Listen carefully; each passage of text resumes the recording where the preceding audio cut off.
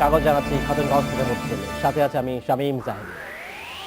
আমলাতান্ত্রিক জটিলতায় 2 বছরেও অনুমোদন হয়নি বেসামরিক বিমান চলাচল কর্তৃপক্ষের অর্গানোগ্রাম।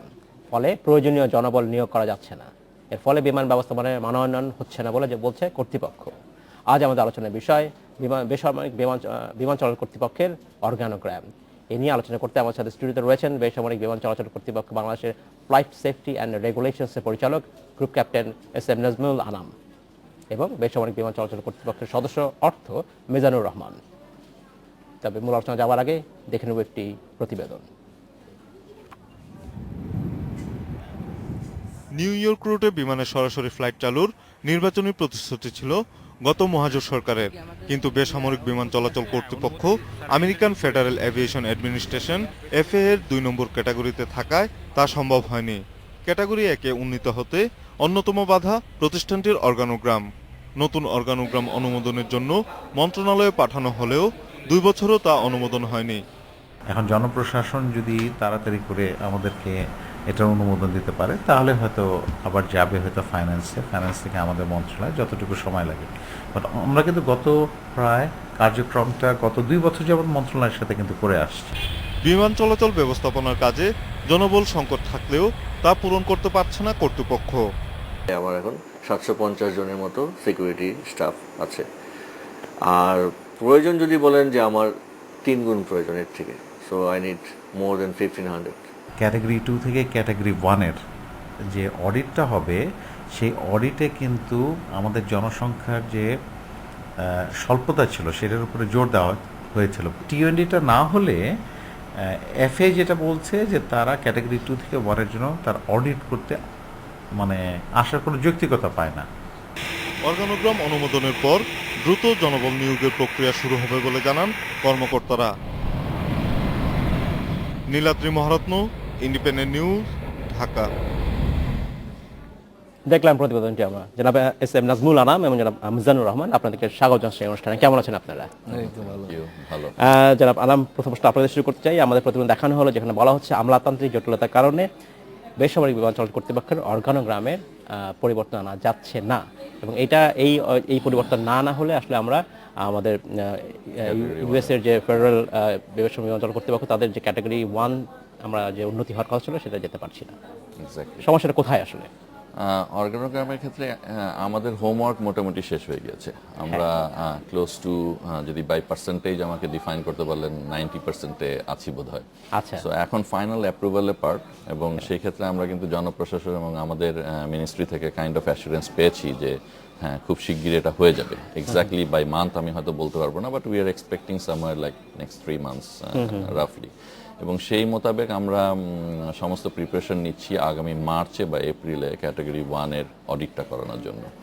বিকজ এই কারণে অর্গানোগ্রামটা আমাদের জন্য খুব জরুরি। একটা হচ্ছে কোয়ালিফাইড হিউম্যান রিসোর্সেস, যেটা আমাদের অর্গানাইজেশনকে ধরে রাখে। It is a structural level requirement, কিন্তু সেই 84-এর অর্গানোগ্রাম দিয়ে আমরা এখনো চালাচ্ছি এবং বিজনেস বেড়ে গেছে বহুগুণে।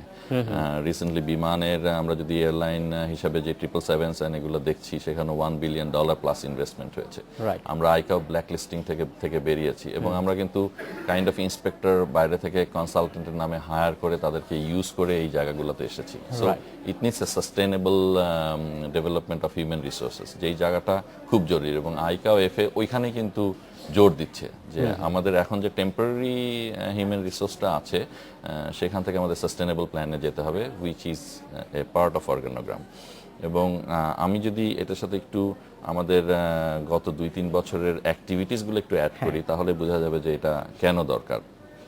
1 নম্বর হচ্ছে আমাদের ইনভেস্টমেন্ট অ্যান্ড এয়ারলাইন হিউজ বেড়ে গেছে। আমার এখন অলমোস্ট 14টা দেশি ক্যারিয়ার এবং 26টা ফরেন ক্যারিয়ার, এবং প্যাসেঞ্জার গ্রোথ কিন্তু almost at the rate of 12-13%-এ এই বছর চলছে, এবং with a forecast of 10% growth in next 5 to 10 years। তো সেরকম একটা জায়গাতে আমাদের হিউজ রিকোয়ারমেন্ট আছে টু সাপোর্ট রাইট। আমাদের রানওয়ে এবং ট্যাক্সিওয়ে ঢাকার যে কাজকর্ম, হ্যাঁ। শাহজালালের এই কাজগুলো হয়েছে, এয়ার ট্রাফিক ম্যানেজমেন্টের জন্য একটা বড় প্রজেক্ট নেওয়া হয়েছে এবং এনিথিং আমাদের গত 2-3 বছরে আমরা এমনভাবে ইন্টিগ্রেটেড প্ল্যানে গিয়েছি যে আমাদের যেই জিনিসগুলোই সিভিল এভিয়েশনের জন্য রিকোয়ারমেন্ট ছিল আমরা কিন্তু প্ল্যানের মধ্যে নিয়ে এসেছি অলরেডি। ধন্যবাদ জনাব আনাম, আমি আপনাকে ফিরে আসবো। জনাব রহমান, আপনাকে জানতে চাচ্ছি যে এই যদি আপগ্রেডেশনটা হয়ে যায়, এর ফলে আমাদের বেসামরিক বিমান চলাচল কর্তৃপক্ষের, আমরা যদি বলি যে ইনফ্রাস্ট্রাকচারে অনেক কিছু যোগ হচ্ছে, এর ফলে আসলে আমরা এখান থেকে কি সুবিধাগুলো পাবো? একটা সুবিধা যেন বলাই হচ্ছে যে আমরা অন্তত নিউ ইয়র্কে আমাদের একটা ফ্লাইট চালু করতে পারবো, আর বাড়তি কি সুবিধা? আন্তর্জাতিকভাবে এভিয়েশন সেক্টরে জি। যাত্রী পরিবহনের গ্রোথ 6%, কিন্তু বাংলাদেশে যাত্রী পরিবহনের গ্রোথ 8%। আচ্ছা, আন্তর্জাতিকভাবে আপনার আপনার মালামাল পরিবহনের কার্গোর কথা হ্যাঁ, যদি কার্গো বলছেন, হ্যাঁ। পরিবহনের গ্রোথ হলো 9%, বাংলাদেশে সেখানে 13%। আচ্ছা, এবং বাংলাদেশে যে হরতাল বা আনরেস্ট হলে এই সংখ্যার রপ্তানি, এয়ারের রপ্তানির সংখ্যা আরো বেড়ে যায়। আচ্ছা। তো এই ক্ষেত্রে আমরা যদি এই লোকবল নিয়োগ করতে পারি, স্ট্রাকচার ডেভেলপ করতে পারি, তাহলে এই গ্রোথটাকে আমরা ধরে রাখতে পারবো এবং এতে আমাদের দেশীয় এবং বিদেশি এভিয়েশন শিল্পের যে ইনভেস্টমেন্ট, এটা আরো বেড়ে যাবে, যেটা আচ্ছা। ফল দেশ পাবে, বাংলাদেশ ধন্যবাদ। পাবে। আমি আপনার কাছে ফিরে আসবো। জনাব আনাম, আমি জানতে চাচ্ছি যে যদি এই ইনফ্রাস্ট্রাকচার যখন আসলে আমরা একটা পেয়ে যাচ্ছি, তখন অনেকেই বলেন যে বাংলাদেশ এই এভিয়েশনের একটা হাব হতে পারে ঢাকা স্ট্র্যাটেজিক্যালি। Exactly. এটা কি আসলে সত্য? তাহলে অবশ্যই, কেন, কি অবশ্যই। আপনি ব্যাখ্যা করবেন কি?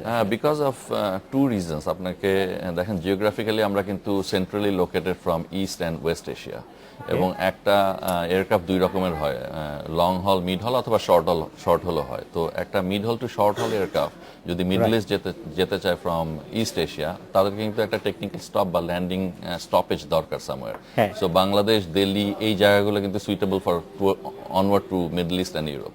তো এইটা একটা ব্যাপার যে আমাদের গ্রোথের ক্ষেত্রে কাজ করে। অন টপ অফ দ্যাট, আমরা কিন্তু গত 2 বছরে 18টা দেশের সঙ্গে additional air services agreement sign করেছি, যেটা হিউজ অপরচুনিটি আছে। এবং সেই ক্ষেত্রে আমার এটা আমার নিজেরও প্রশ্ন যে 26টা ফরেন ক্যারিয়ার এত ভালো ব্যবসা করছে, বাট আমাদের দেশি এয়ারলাইনগুলো ব্যবসা করতে পারছে না কেন? Is a question to be এবং গত 17 বছরে প্রায় 6টি এয়ারলাইন্স বাংলাদেশে বন্ধ হয়ে গেছে। এক্স্যাক্টলি। এবং সেই ক্ষেত্রে আমার যেটা একটা মেজর ফাইন্ডিংস বা আমি যেটা বুঝতে চাই, সেটা হচ্ছে এটার ভিতরে একটা এন্টারপ্রেনারশিপ স্কিলের ব্যাপার আছে। অন টপ অফ দ্যাট, আমি কিন্তু একটা সভরেন স্টেট, এবং সেই ক্ষেত্রে আমার ফ্রিডম রাইটসগুলো আমি ইচ্ছা করলে সেল করতে পারি থ্রু কোড শেয়ার, ইন্টারলাইন এগ্রিমেন্ট। এবং ধরেন আমি দুবাইতে, ওরা 108 বার আসবে, আমি 108 বার যাব, কিন্তু ওরা হয়তো ওদের অনেক এয়ারক্রাফট আছে দেখে ওরা 50 বা 60 বার আসছে, আমি শুধু যেতে পারছি 20 বা 30 টাইমস। এই যে মিসম্যাচটা, প্লাস আমার ক্যারিয়ারের সাইজ ছোট, সেই ক্ষেত্রে ও যত প্যাসেঞ্জার নিচ্ছে, আমি কিন্তু প্যাসেঞ্জার কম নিচ্ছি। তো এই ধরনের ব্যাপারগুলোকে করার জন্য কিছু পেট্রোনাইজেশনের ব্যাপার আছে। এখনো ব্যাংক এন্ড ফাইন্যান্সিং ওইভাবে এয়ারলাইনের জন্য সেভাবে এগিয়ে আসে না। প্রায় বলেন যে তারা হ্যাঁ, ফাইন্যান্সিং একই কারণে কিন্তু it goes back to the entrepreneurship skill, number 1। Number 2, entrepreneurship স্কিলের সঙ্গে নেক্সট মেজর ইস্যু যে কোড শেয়ার হচ্ছে না বা ইন্টারলাইন এগ্রিমেন্ট হচ্ছে না, is the neutrality or fine account system. এবং এই অ্যাকাউন্টস একটা এয়ারলাইনে যদি কমপ্লিটলি ফেয়ার অ্যান্ড নিউট্রাল না হয়, তাহলে কিন্তু কেউ বিদেশ থেকে আপনার সঙ্গে জয়েন্ট ভেঞ্চার পার্টনারশিপে আসবে না। ধন্যবাদ। আমি আপনাদের ফিরে আসবো। জনাব রহমান, আপনাকে জানতে চাচ্ছি, তাহলে বাংলাদেশে যারা এন্টারপ্রেনার আসছেন বা এই ব্যবসা করতে চাচ্ছেন, ব্যবসায়িক বিমান চলাচল খাতে, তারা কি তাদের মধ্যে কি এন্টারপ্রেনারশিপ স্কিল নেই, বা তারা কি যথেষ্ট মার্কেট স্টাডি করছেন না? কেনই বা কর্তৃপক্ষ তাদেরকে নতুন কোম্পানি আমার দৃষ্টিতে, আমার 2 বছরের সিভিল এভিয়েশনের মেম্বার ফাইন্যান্স হিসেবে যে অভিজ্ঞতা, তাতে আমি দেখছি যে বাংলাদেশের এন্টারপ্রেনার যারা আসছেন, হ্যাঁ, তারা টাকা জোগাড় করতে পারেন, কিন্তু তাদের মানসিকতা থাকে 2 বছর বা 5 বছরের ভিতরে এই ক্যাপিটাল তুলে বেশি লাভবান হবে। কিন্তু এভিয়েশন ইন্ডাস্ট্রি এত সহজ না, এখানে অনেক টেকনিক্যাল ব্যাপার আছে, সেগুলো বুঝতে হবে, টেকনিক্যাল এক্সপার্ট রাখতে হবে, প্লাস অন্তত 20 বছরে এইটা লাভজনক পর্যায়ে যাব এবং ব্যালেন্স পজিশনে আসব। সেইটা যদি মানসিকতা না থাকে, তাহলে কোনোদিনই টেকা যাবে না। এবং আপনি সঠিকভাবে উল্লেখ করছেন, কয়েক বছরের ভিতরে মাত্র 6টা এয়ারলাইন্স বন্ধ হয়ে গেছে।